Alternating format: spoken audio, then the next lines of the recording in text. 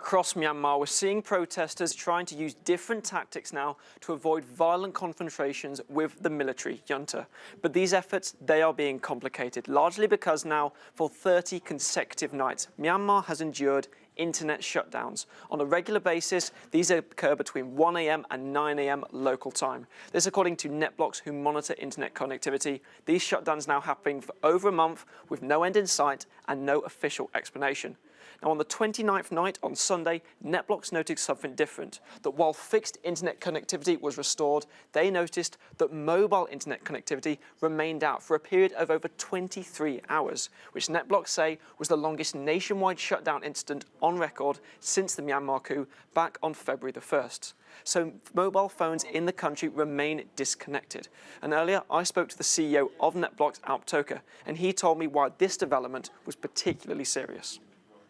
It's a country that relies very much on mobile internet, especially at protests, but also in day-to-day life around the country in townships, just because the infrastructure, the fixed line, isn't that good. You know, it's a country that has leapfrogged straight to fast internet, to 4G. And when that's switched off, that is the internet. You don't get human rights reporting, you don't get the news coverage. It brings everything to a standstill. It means that the world doesn't know what's going on when there are violations of human rights on the ground. Now, a lot of these human rights violations, they've been recorded or even live streamed via mobile phone footage and uploaded to the internet. But now, with mobile connectivity remaining disconnected, this shutdown remaining in place, Toka told me that actually by people videoing these potential human rights violations in the country and keeping the footage on their phone, this is actually even more dangerous. If you don't transmit that immediately, it actually puts you at risk as an activist, because you are now carrying evidence that might incriminate, say, the military or an officer who did something wrong. So that not only prevents the actual act of reporting the initial human rights violation, it also makes the person who recorded that act a potential target themselves. So it has a cumulative knock-on effect.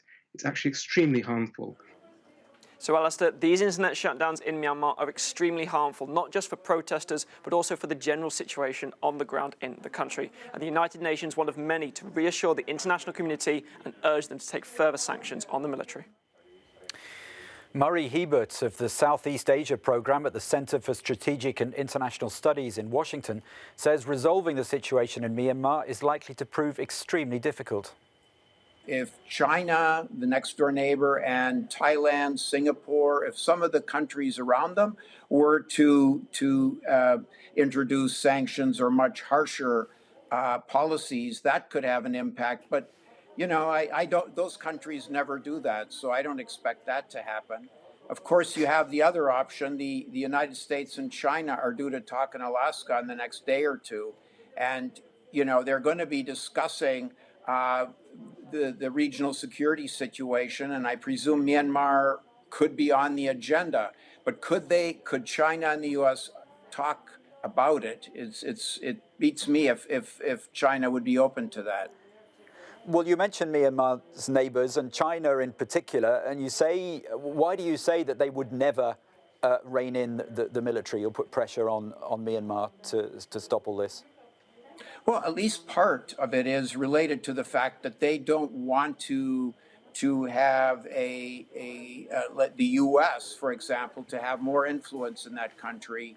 They want to make sure that the borders are free of any Americans, and so they're not going to put pressure on the military so that it collapses, or that.